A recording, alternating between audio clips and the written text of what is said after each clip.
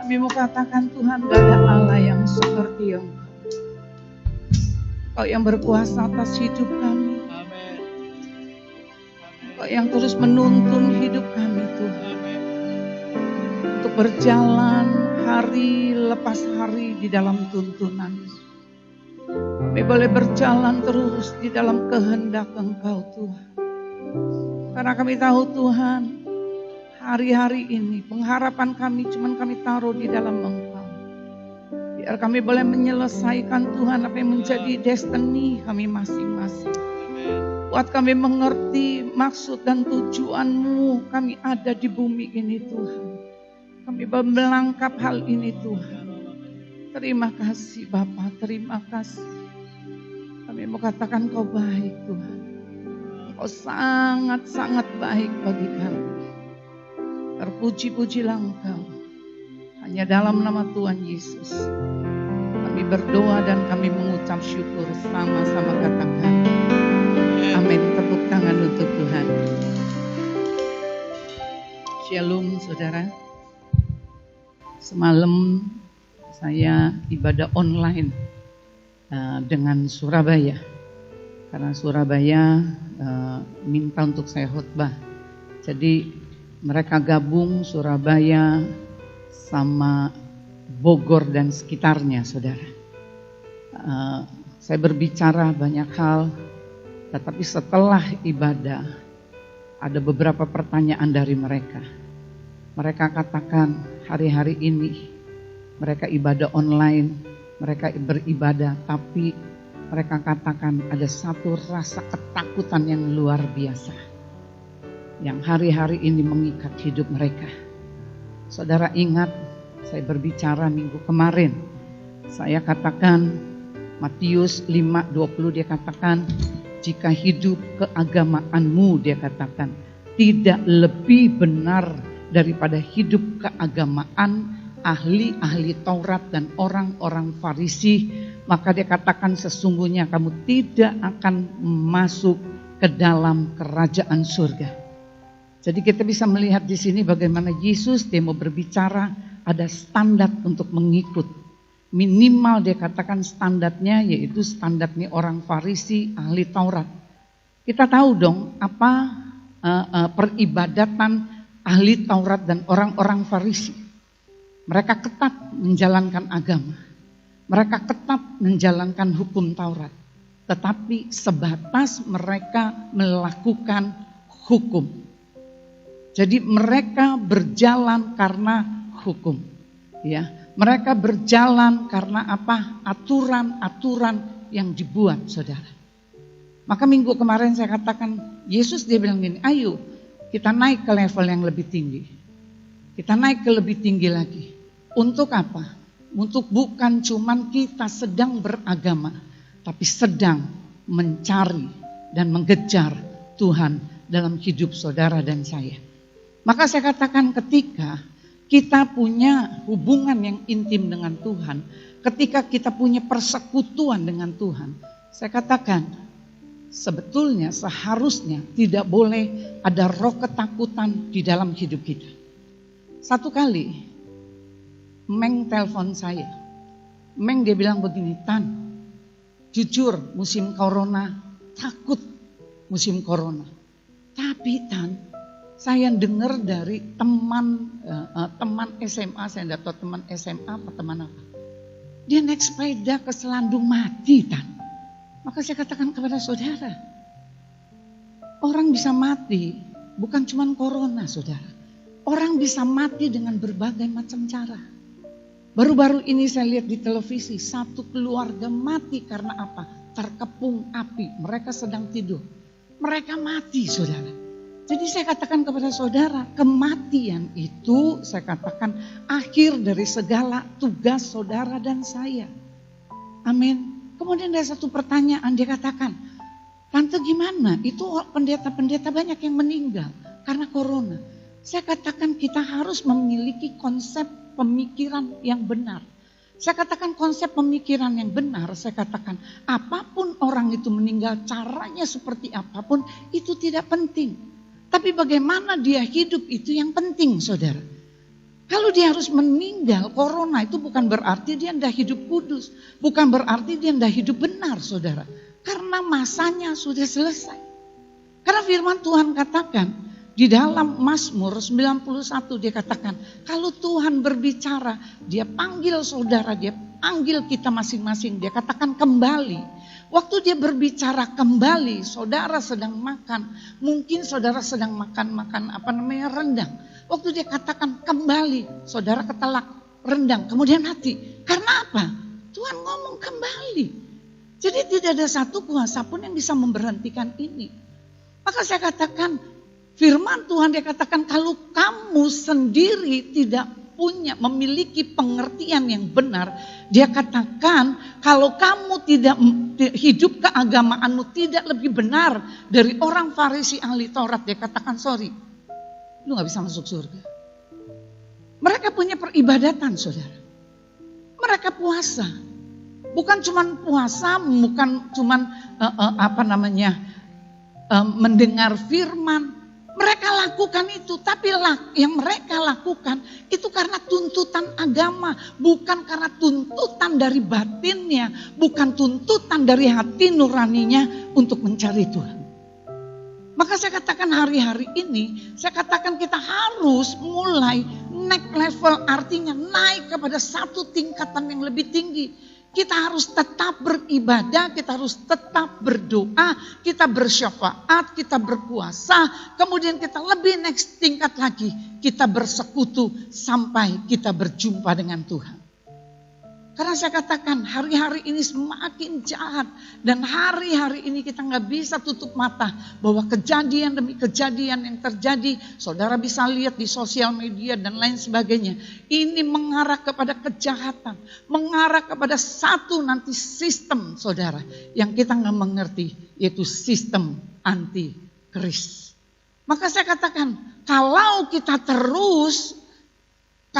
sebagai orang percaya terus diikat dengan roh ketakutan, sampai kita nggak bisa lakukan apa-apa, maka saya katakan kepada saudara, nanti kalau ada satu masa dan masuk di dalam satu era yang disebut dengan masa antikris, saya mau katakan bagaimana persiapan kita? Kita nggak punya persiapan, saudara.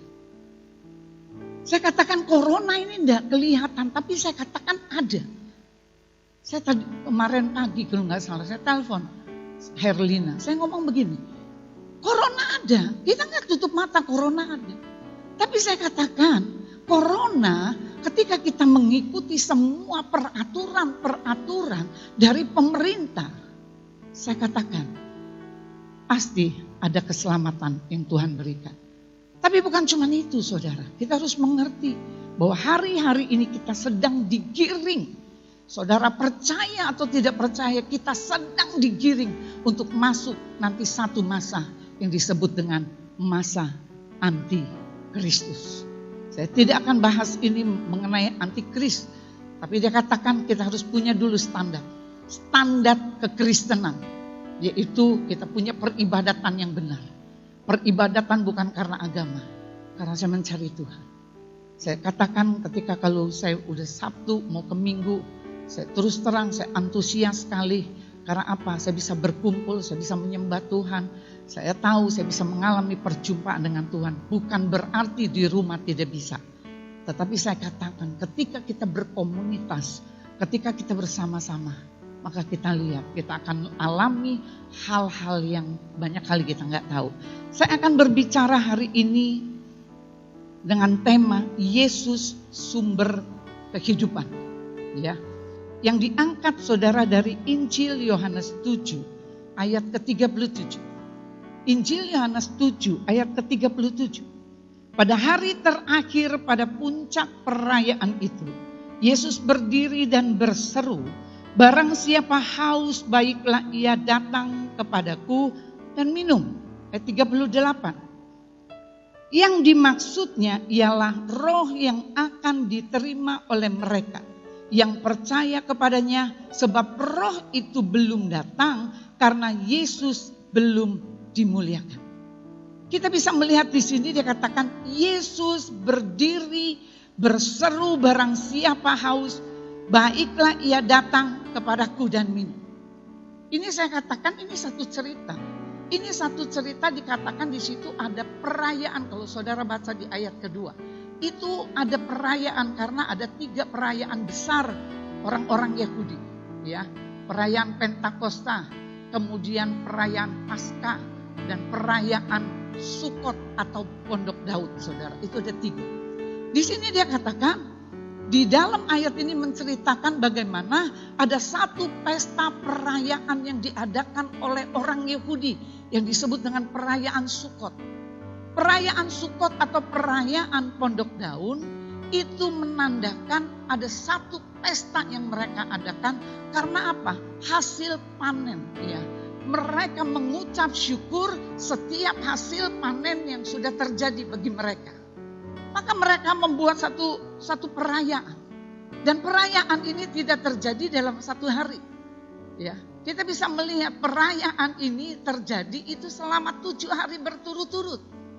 Tetapi di dalam ayat ke-37, Yesus munculin, dia bilang begini, ini yang terakhir, pesta yang terakhir. Ya, pesta yang terakhir. Jadi waktu perayaan pesta kalau saudara baca, Yesus diajak dengan yang lain dikatakan ayo kita ikut di dalam pesta. Kemudian Yesus katakan enggak, ini dia nggak mau ikut.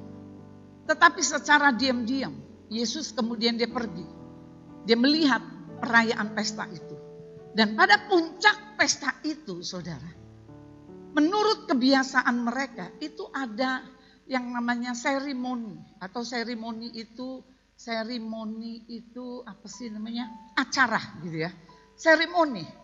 Itu di situ diadakan apa? Biasanya seorang imam besar, ya, seorang imam besar dia akan turun ke sungai, ke Siloam, ya, ke Siloam, kolam Siloam.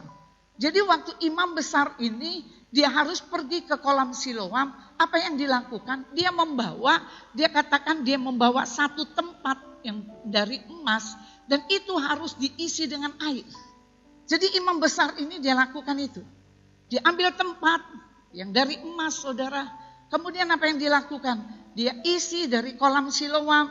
Kemudian waktu dia sudah isi dari kolam Siloam. Kemudian dia harus kembali lagi ke bait Allah. Dan orang-orang sudah berkumpul di bait Allah saudara. Jadi mereka sudah berkumpul di bait Allah. Kemudian apa yang dilakukan? Dia mulai melepaskan mencurahkan air itu saudara. Waktu dia mencurahkan air itu. Kemudian Yesus lihat. Pada saat itu Alkitab mencatat. Dia berdiri, Yesus langsung berdiri. Dia katakan kalau kamu haus. Dia katakan kamu harus datang kepadaku. Kemudian kamu minum.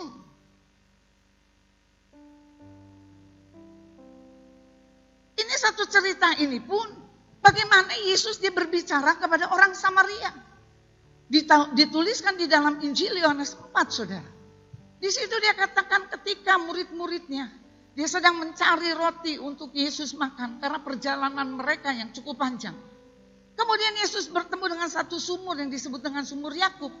Kemudian dia duduk di sumur Yakub. Waktu dia duduk di sumur Yakub, tiba-tiba seorang perempuan, dia membawa buli-buli saudara. Buli-buli kosong, kemudian dia membawa timba, dia membawa tempayan, kemudian dia membawa timba. Dan kita melihat perempuan Samaria, ini dia tidak datang pada pagi hari. Dia datang sembunyi-sembunyi pada siang hari. Kenapa? Karena perempuan ini memiliki kredibilitas yang tidak baik, saudara. Karena Alkitab mencatat dia katakan dia punya 5 suami. Dan suami yang ada pada saat itu bukan suami dia. Artinya apa? Dia tidak tercatat punya nama baik, saudara. Dia punya kredibilitas yang gak baik saudara. Maka dia gak berani ngambil air pada pagi hari. Karena saya percaya pagi hari banyak orang kumpul. Dia ngambil air tapi perempuan ini dia berani. Kemudian dia pergi siang. Dia bawa tempayan kemudian dia bawa timba. Waktu dia bawa tempayan kemudian dia bawa timba. Dia ketemu Tuhan Yesus. Kemudian Yesus ngomong begini sama dia. Dia katakan, bisa gak aku minta minum sama kamu? Kemudian perempuan Samaria ini adalah perempuan yang tidak beriman, saudara. Ya, tidak beriman. Kemudian dia katakan, bisa nggak aku minta air? Kemudian perempuan Samaria dia bilang gini, nggak ada cerita. orang Yahudi itu minta air kepada orang Samaria, itu nggak ada cerita. Karena apa? Orang Yahudi dengan orang Samaria itu nggak ada hubungan baik, saudara. Kemudian Tuhan apa yang dikatakan? Sama persis seperti kejadian di dalam pesta Pondok Daud. Kemudian Yesus dia bilang begini, di dalam Injil Yohanes, yang keempat dia berbicara, dia katakan, kalau kamu minum air yang aku berikan kepadamu, dia katakan, Yohanes 4 ayat 14, barang siapa minum air yang akan kuberikan kepadanya, ia akan haus, tidak akan haus selama-lamanya. Sebaliknya air yang akan kuberikan kepadanya akan menjadi mata air di dalam dirinya yang terus menerus memancar sampai kepada kehidupan yang kekal. Jadi Yesus berbicara kepada perempuan ini. Dia katakan, kalau kamu minum air yang aku berikan, dia katakan maka kamu gak akan haus. Kemudian perempuan ini bilang gini, enggak punya timba mau kasih aku minum. Kemudian perempuan ini mulai mikir, siapa ini orang yang ngomong sama saya? Kemudian Yesus dia bilang gini, pulang Gi, panggil suamimu. Perempuan ini mungkin malu-malu dia berbicara kepada Yesus. Aku gak punya suami. Iya, karena kamu sudah punya 5 suami. Dan suami yang saat ini bersama dengan kamu itu bukan suami kamu. Dia kaget luar biasa. Dia menemukan sesuatu. Dia menemukan Yesus di dalam hidupnya secara pribadi. Maka dikatakan di dalam Injil Yohanes keempat ayat ke-27-28. Kemudian apa yang terjadi? Ketika ada sesuatu pergolakan di dalam batin perempuan ini. Dia menemukan satu jawaban dari Tuhan Yesus. Kemudian apa yang dilakukan? Dia taruh tempayan, dia tinggalkan tempayan. Kemudian dia tidak lagi memikirkan tentang hidupnya. Dia tidak lagi memikirkan bahwa dia malu karena dia tidak punya kredibilitas. Dia gak malu kalau dia disebut dengan perempuan di dalam tanda kutip. Ketika dia bertemu dengan Tuhan, apa yang dia lakukan? Dia taruh tempayan itu. Waktu dia taruh tempayan itu, kemudian dia lari, dia menceritakan bahwa hari ini aku bertemu dengan Mesias. Saya mau katakan, Yesus menganalogikan atau Yesus menggambarkan sebagai air hidup karena saya katakan, kenapa Yesus menggambarkan? Dia katakan aku air hidup. Analoginya, gambarannya. Karena saya katakan ketika kita berbicara tentang air, itu sangat amat mudah orang bisa menangkap. Ya, banyak orang yang bisa menangkap, banyak orang yang cepat mengerti. Karena saya katakan elemen terpenting dari manusia sebagai manusia, saya katakan elemen yang terpenting adalah apa? Air. 60-70% manusia, tubuh manusia ini isinya air. 60-70. Kemudian dikatakan Wikipedia dia katakan 71%. Dia katakan 71% itu air. Gini, 71% itu semua bentuk kehidupan itu air. Jadi permukaan air ini, permukaan bumi ini 71% itu air. Artinya nggak salah kalau Yesus menganalogikan bahwa dia itu adalah air hidup, saudara.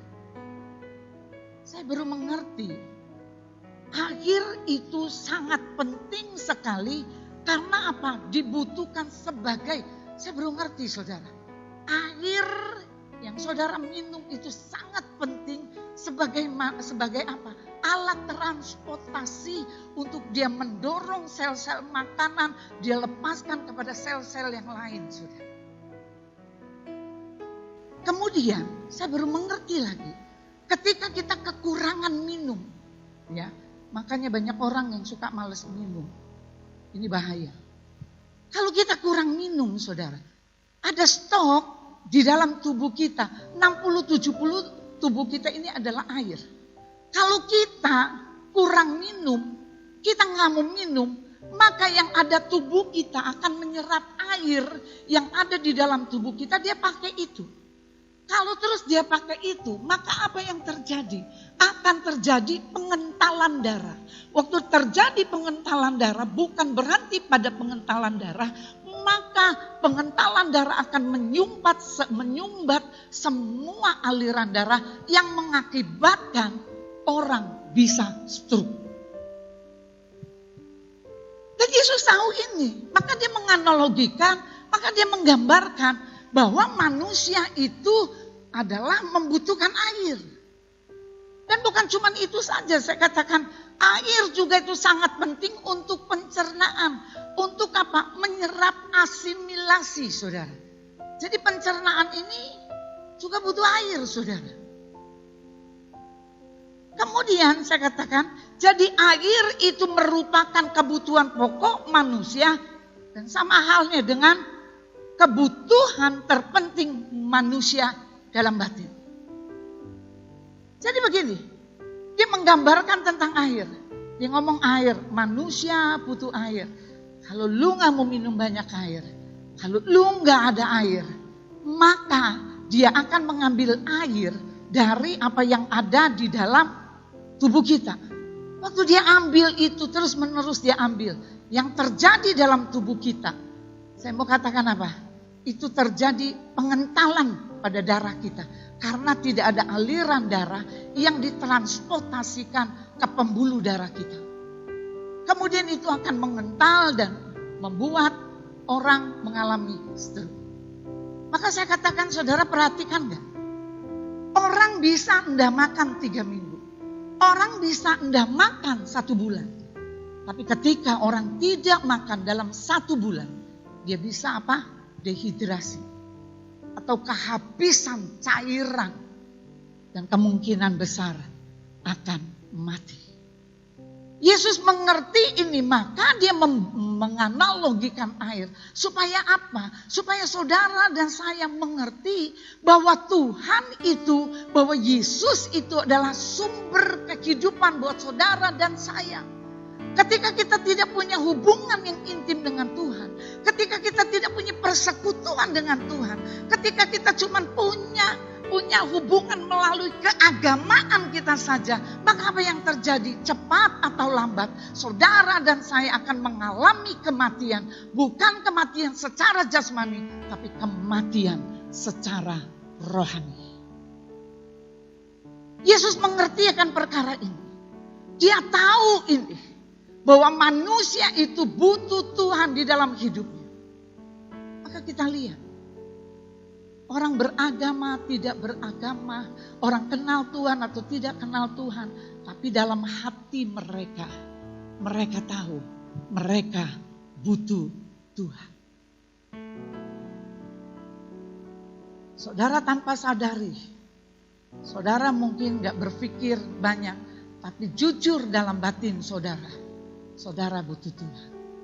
Makanya apa? Saudara datang beribadah. Saudara menyembah Tuhan karena kita tahu kita butuh Tuhan. Bagaimana caranya?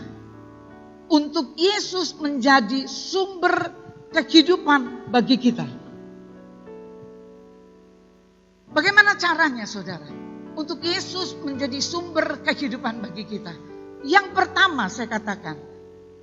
Kita harus mengejar Tuhan, ya.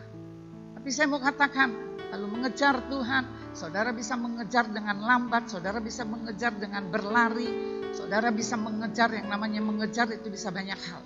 Ya, saya mengejar ya, saya mengejar siapa? Saya mengejar Meske. Ya, saya bisa mengejar Meske dengan berjalan, tapi saya mau angkat gini, bukan mengejar, memburu Tuhan. Bagaimana Yesus itu bisa menjadi sumber air kehidupan yang gak pernah habis dalam hidup saudara dan saya. Caranya seperti apa? Memburu Tuhan. Ya, mengejar Tuhan. Kalau saya mengutip pada satu hamba Tuhan, dia katakan, ikut Tuhan, belum gila itu belum ikut Tuhan. Mengejar Tuhan atau memburu Tuhan. Saya katakan sifat seorang pemburu, salah satu sifat dari seorang pemburu adalah apa? Punya hati nurani. Hati nurani atau kepekaan akan kebutuhan. Seorang pemburu itu dia akan peka atas kebutuhan, saudara. Tetapi banyak orang percaya kita nggak pernah peka atas kebutuhan kita. Kita peka atas kebutuhan jasmani kita. Kita peka atas kebutuhan hari-hari kita. Caranya apa? Cari uang. Kalau bisa kepala jadi kaki, kaki jadi kepala. Artinya apa? Tidak punya waktu. Maka ada yang baca Alkitab dari Kejadian. Di Kejadian gak maju-maju, saudara. Orang sudah sampai di Yeremia, masih di Kejadian saja. Atau yang di Keluaran aja. Nggak mau berkembang lagi, di Keluaran saja, saudara. Jadi saya katakan kita harus memiliki apa? Memiliki kepekaan akan kebutuhan kita. Kalau kita tahu kebutuhan saudara dan saya sebagai manusia, selain sandang, pangan, kemudian papan, tapi ada kebutuhan yang lain. Bahkan hari-hari ini saudara, orang lebih mementingkan keinginan daripada kebutuhan. Keinginan dan kebutuhan itu beda. Keinginan itu tidak dipenuhi juga tidak apa-apa. Tetapi kalau kebutuhan itu harus dipenuhi, saudara. Maka banyak orang Kristen berjalan dengan apa? Keinginannya. Saya kasih contoh, saudara. Gaji 5 juta. Atau gaji 4 juta, 5 juta, saudara. Tanpa kita bisa memperhitungkan kebutuhan demi kebutuhan kita. Kita berani utang mobil, saudara. Yang biayanya karena apa? Kredit, Bu Linda. 1 bulannya berapa? 3,5 juta. Saudara pikir, saya katakan 3,5 juta, gaji 5 juta, sisa berapa? 1,5 juta. Bagaimana saudara bisa hidup dengan 1,5 juta? Nggak bisa. Caranya seperti apa? Ngerepoti orang lain. Artinya apa ngerepoti orang lain? Utang kanan, utang kiri, pinjam kanan, pinjam kiri. Gali lubang kanan, gali lubang kiri, saudara.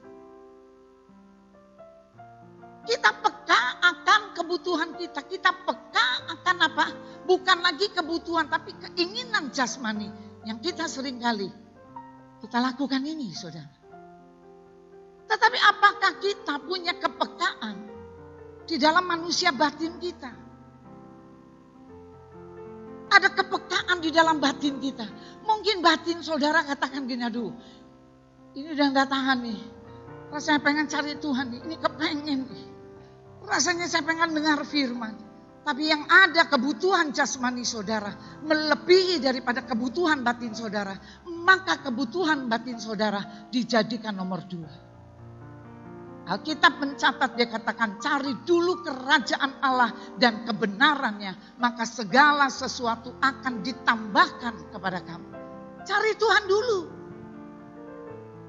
Kejar Tuhan dulu.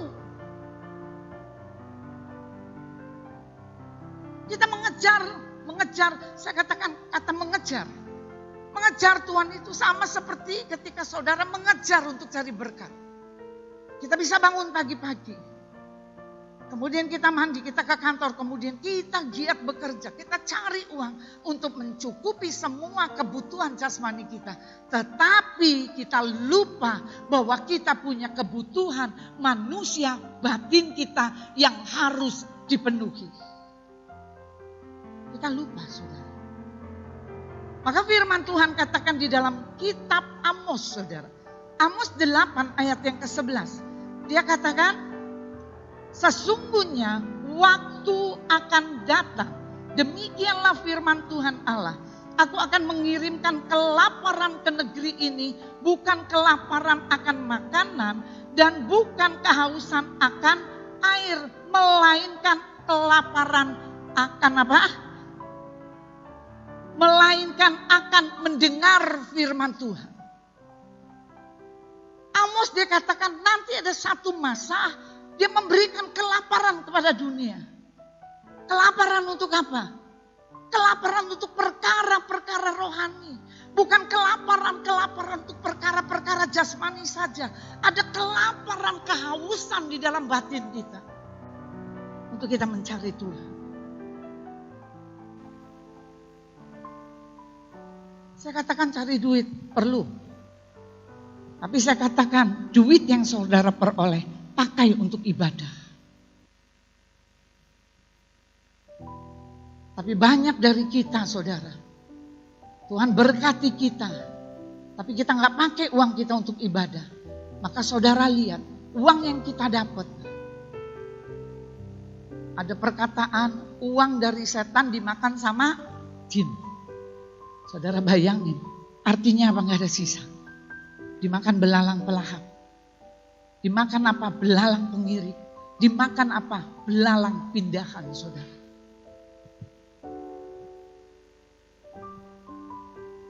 Maka dia katakan, dia akan memberikan satu kelaparan bagi tiap-tiap orang. Supaya apa? Supaya haus akan Tuhan. Saya mau katakan, ketika berbicara ada kelaparan dalam hidup kita. Saya ingat kembali bagaimana ketika Tuhan izinkan, saya jatuh cinta pertama kali sama Tuhan. Saya jatuh cinta sama Tuhan, saudara. Yang saya ingin, saudara, hampir hari-hari saya bisa 8-10 jam saya ada di kamar doa. Saya cuma punya hubungan dengan Tuhan. Ada kehausan, ada kelaparan. Ada hal-hal yang saya inginkan, rasanya saya pengen ketemu dengan Tuhan. Dan ini Amos katakan, dia akan berikan bagi saudara dan dia akan berikan kepada saya. Kehausan dan kelaparan akan kebenaran firman Tuhan. Kita melihat kata kelaparan. Kelaparan ini adalah suatu tuntutan kebutuhan yang harus dipenuhi. Itu berbicara tentang kelaparan. Jika tidak dipenuhi, maka mati. Kalau orang yang kelaparan, ini satu tuntutan kebutuhan untuk apa? Untuk dipenuhi. Kalau nggak mati. Jadi kita minta sama Tuhan, Tuhan saya minta kelaparan akan Tuhan. Karena saya katakan ada 2 desakan. Ketika saudara mengalami kelaparan, itu ada 2 desakan. Desakan yang pertama itu dari manusia batin, saudara. Dari manusia batin. Saya katakan kita setiap pagi, kalau saudara mau gabung di Zoom, saudara. Karena Zoom ini sekitar paling 6 orang. 6 orang, 7 orang lah. Hampir rata-rata tidak ada yang bisa. Saya selalu bangun pagi 3:30 pagi. 3:30 pagi saya sudah bangun. Tapi waktu maling bongkar tokonya Edo 3:30, saya nggak tahu karena saya lagi baca firman.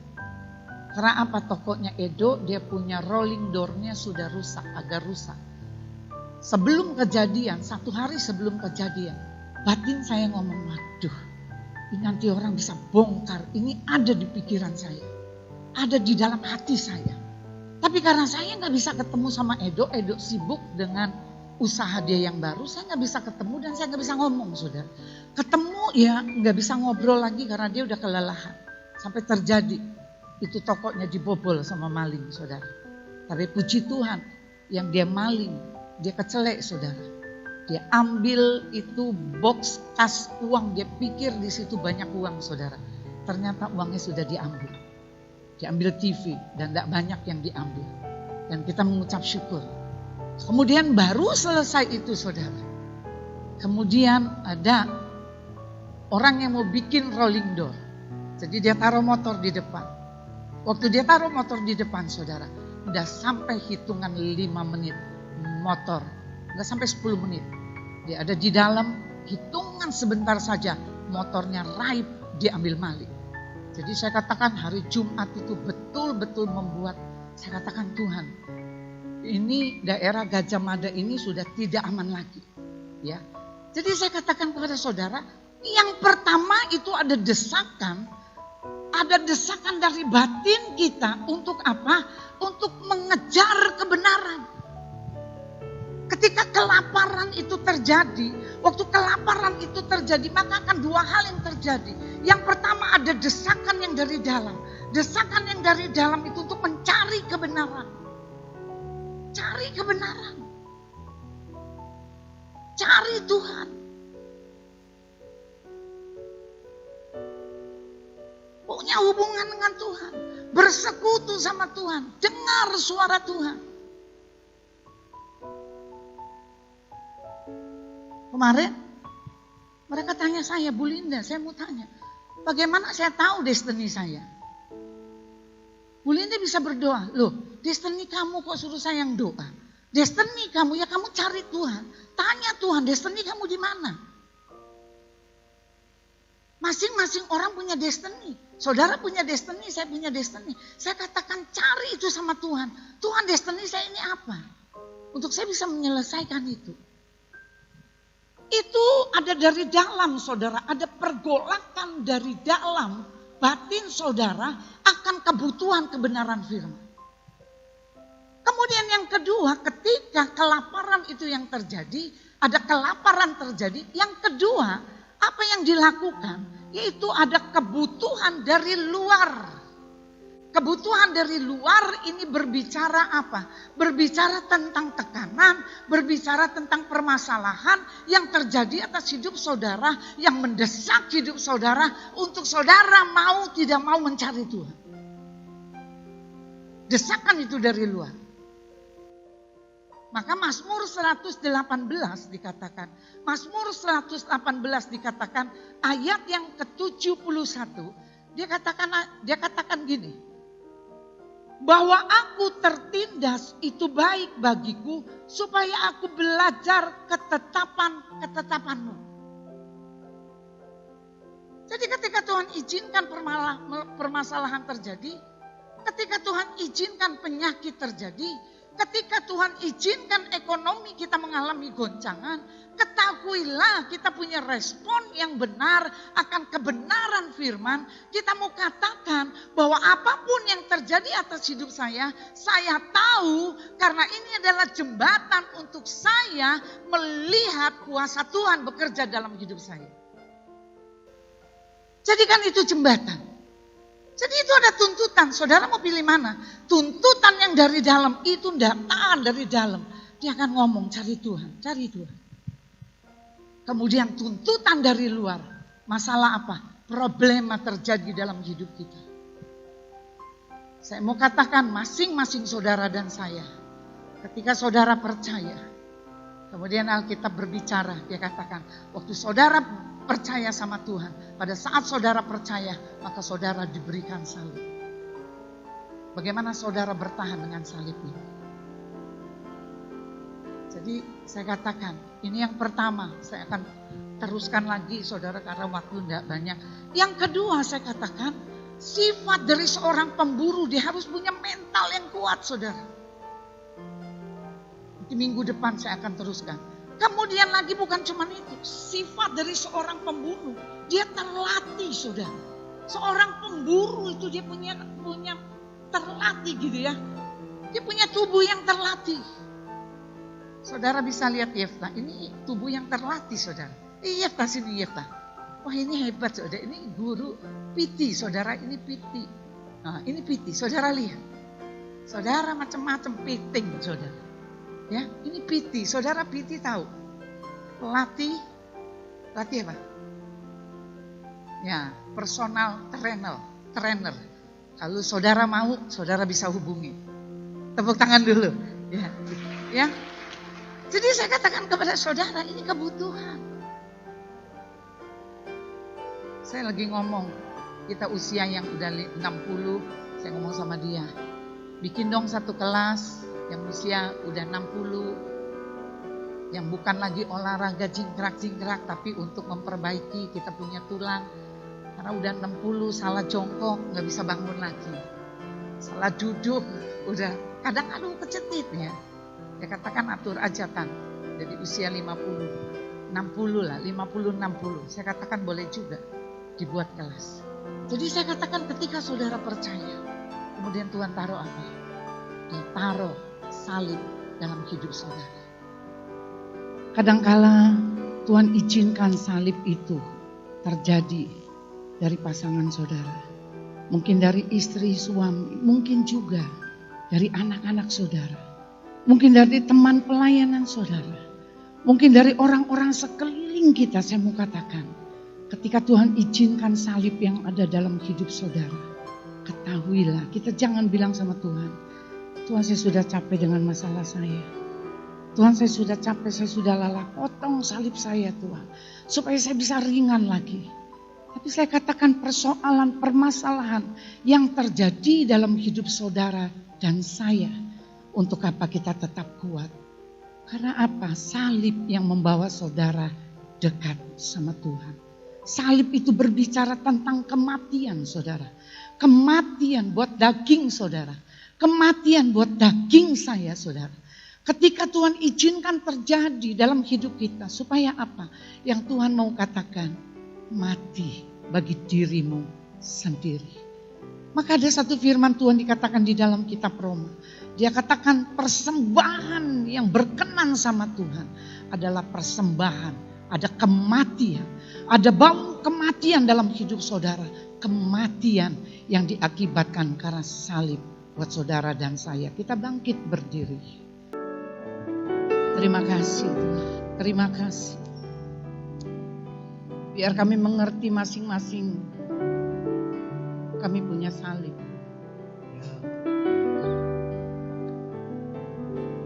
Saya baru mengerti ketika saya lihat film ini saudara. 2 bulan yang lalu, 2-3 bulan yang lalu. Saya katakan Tuhan, saya sering kali mengalami kelelahan.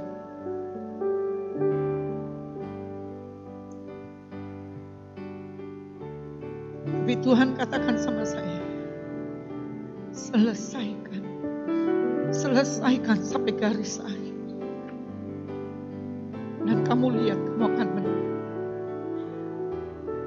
Dari pagi saya dapat ini, kemudian saya katakan Tuhan, saya tidak mau salib saya potong. Tapi saya mau selesai sama Tuhan. Sekalipun kadang-kala saudara ikut Tuhan, rasanya saudara mengalami kelelahan, capek saudara. Mungkin banyak hal yang terjadi dalam hidup saudara. Rasanya saudara capek, saudara lelah sekali.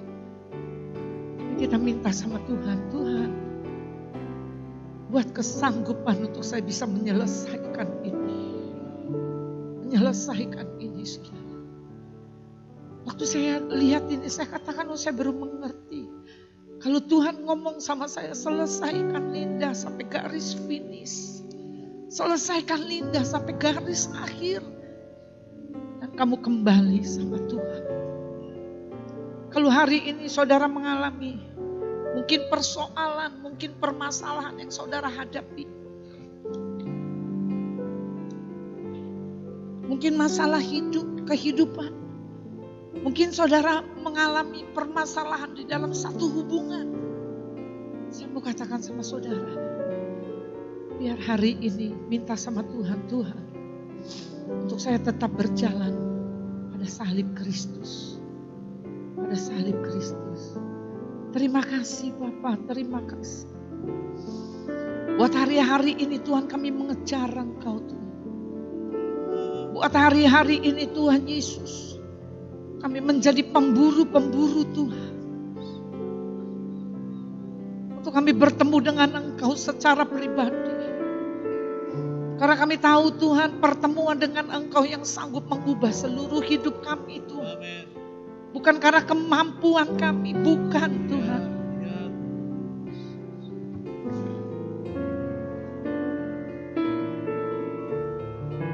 Sama seperti Sakaria katakan, bukan kekuatan kami, tapi oleh karena roh yang ada di dalam kami, yang menyanggupkan kami Tuhan. Terima kasih Bapa. Materaikan kebenaran ini Tuhan. Biar kami berjalan di dalam kemerdekaan. Kita mau ambil roti.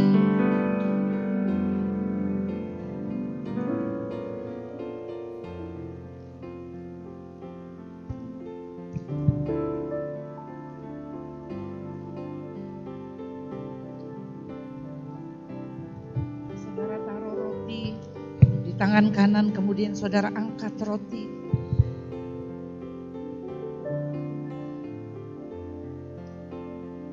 Yohanes 15 ayat yang ke-18. Jikalau dunia membenci kamu, ingatlah bahwa ia telah lebih dahulu membenci aku daripada kamu. Kita mau angkat roti di tangan kanan kita. Kita mau katakan biar hari ini dalam sakramen perjamuan kudus, ketika kita makan roti, biar roti ini dia menjadi daging di dalam daging kita, yang menjadi kekuatan bagi kita. Sebab apa yang telah kuteruskan kepadamu telah aku terima dari Tuhan Yesus. Pada malam waktu ia diserahkan mengambil roti, dan sesudah itu ia memecah-mecahkannya dan berkata, inilah tubuhku yang diserahkan bagi kamu. Perbuatlah ini menjadi peringatan akan aku. Bukankah roti yang kita pecah-pecahkan ini adalah persekutuan dengan tubuh Kristus? Sama-sama katakan amin. Amin. Kita makan dengan iman, saudara. Dalam nama Yesus.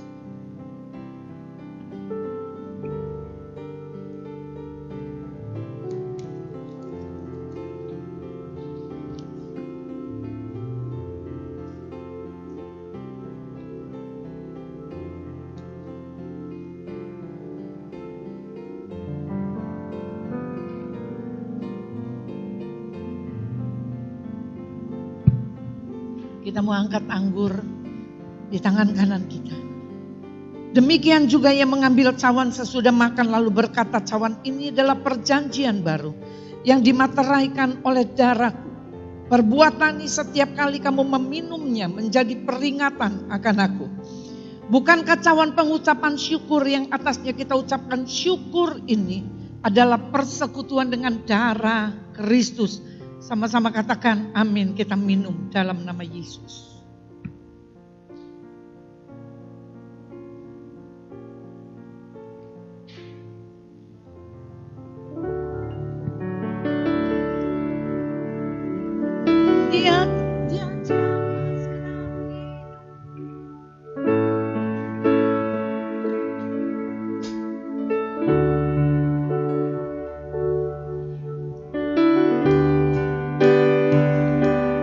Dia zaman senang hidupku dari zaman di hatiku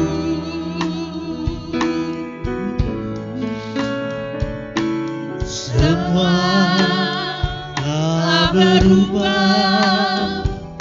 Dan aku tahu Yesus jamah ku jadi baru.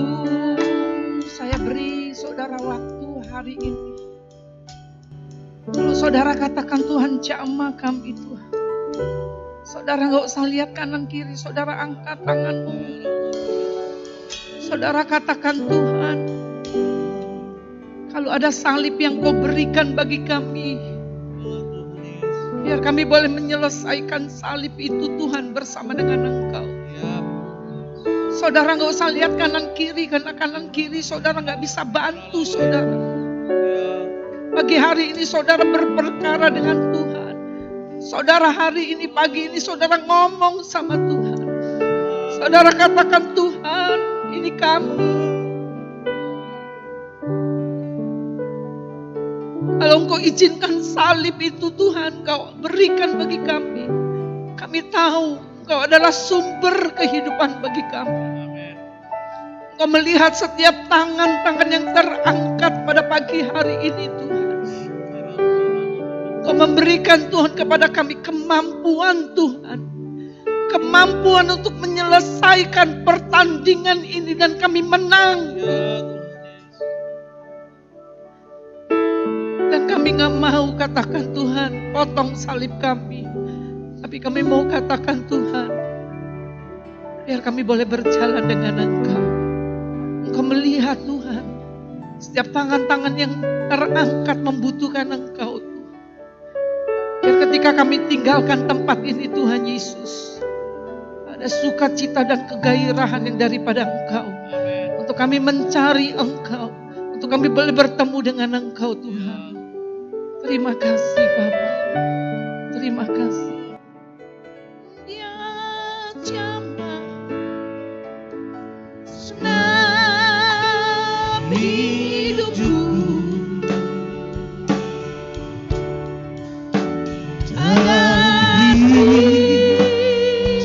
damai di hati. Katakan dengan segenap hatimu,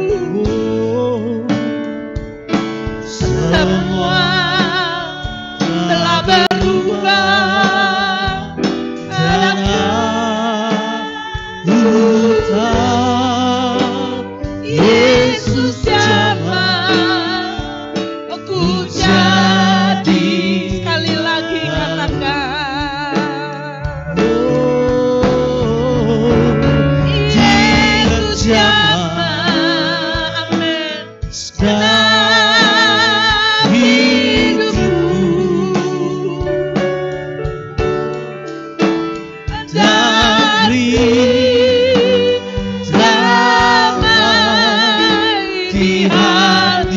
Angkat suaramu, katakan segenap hatimu.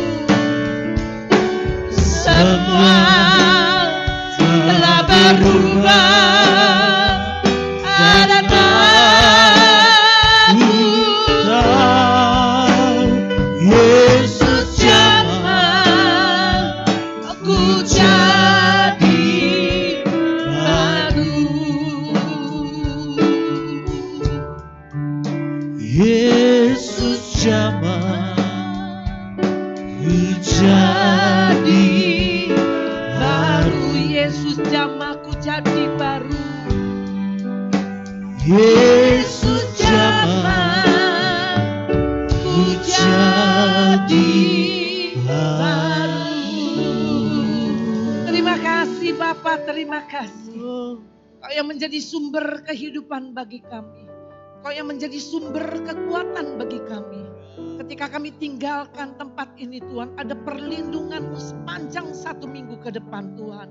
Dan kami percaya Tuhan, penjagaan-Mu sempurna Tuhan. Kasih karunia-Mu Tuhan jauh lebih besar dari setiap permasalahan yang ada. Terima kasih, hanya dalam nama Yesus sama-sama katakan amin. Tepuk tangan untuk Tuhan.